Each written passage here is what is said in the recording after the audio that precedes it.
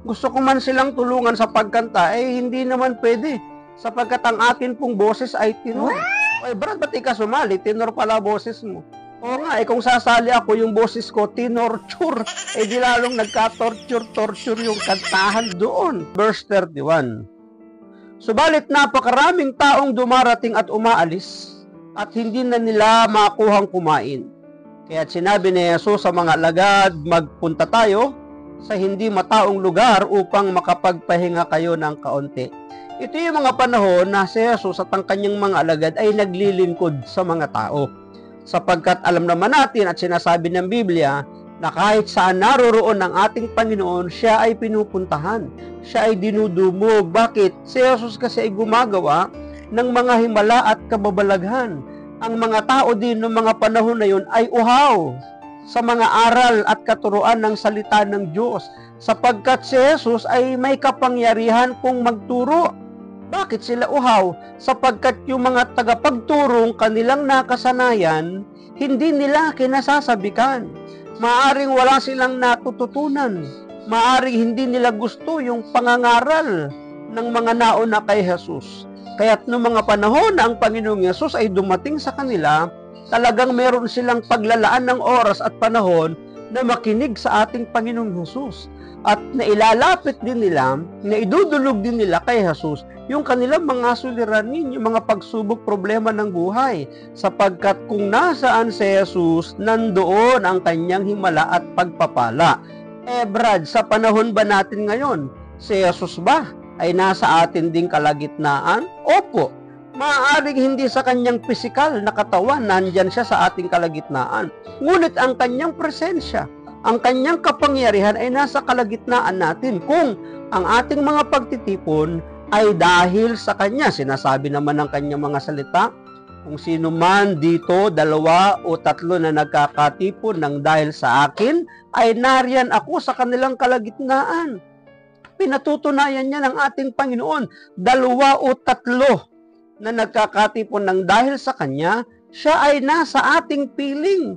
Hindi lang sa pangmaramihan, ang mahalaga 2 or 3 or more, naririyan ang presensya ng ating Panginoon. Paano ba natin malalaman na nariyan ang presensya ng ating Panginoon kapag tayo nagkakatipon? Ito isang sharing lang, matagal na panahong nangyari. Araw po ng Lunes, maaga akong dumating sa isang gawain. Nasa loob ng covered court, sakop ng covered court, yung kanilang chapel. Yung chapel nila napakaliit. Ang nakalagay sa schedule ng kanilang gawain ay 6 to 9. Dumating ako 5:30. Ibig sabihin maaga. Lagi naman po talaga akong maaga sa akin pong mga paglilingkod kapag ako po ay nai-schedule o nailalagay sa isang gampanin. Talagang pinipilit kong inaagahan. Lalo na ngayon na ako po ay nakamotor. Mas maaga pa talaga. Di ba? So pagdating ko po doon, pinamerienda nila ako, pinakape ako, pinasoft drinks nila ako. Basta't haba ako ay nag-i-snacks. Na ako'y dumating doon, ang tao, wala pang 7. O mga nasa 7, pang 7 ako. So, mag-aalas 6 na, hindi pa sila nagsisimula. Nagpa-practice lang yung gumigitara. Mag-aalas 7 na, hindi pa din nagsisimula. 5:30 ako dumating. Mag-aalas 7 na, hindi pa nagsisimula. Umaambon-ambon pa naman.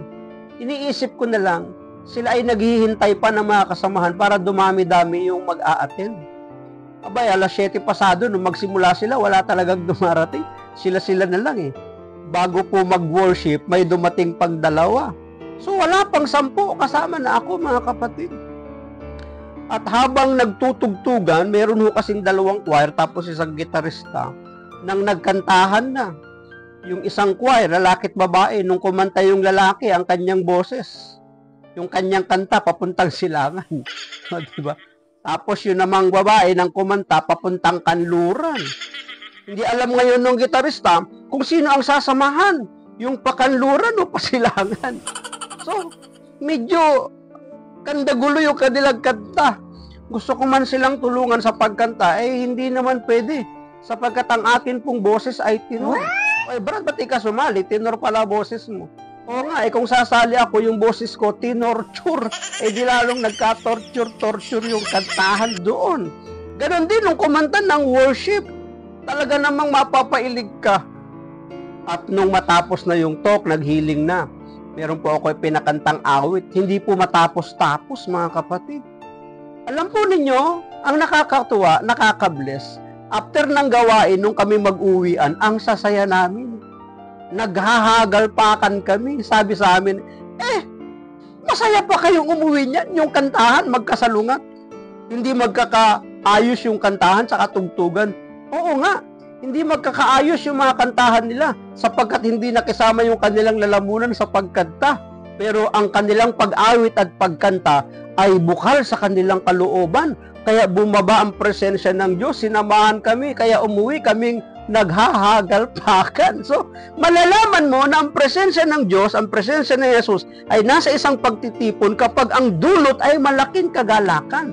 Ang dulot ay malaking kasiyahan. Ang dulot ay malaking kapayapaan. May pagpapala tayong maiuwi. So, 2 or 3, hindi kailangan palaging marami. Minsan, 2, 3 lang, basta't si Jesus ang pinagkakatipunan natin, naririyan ang kanyang presensya.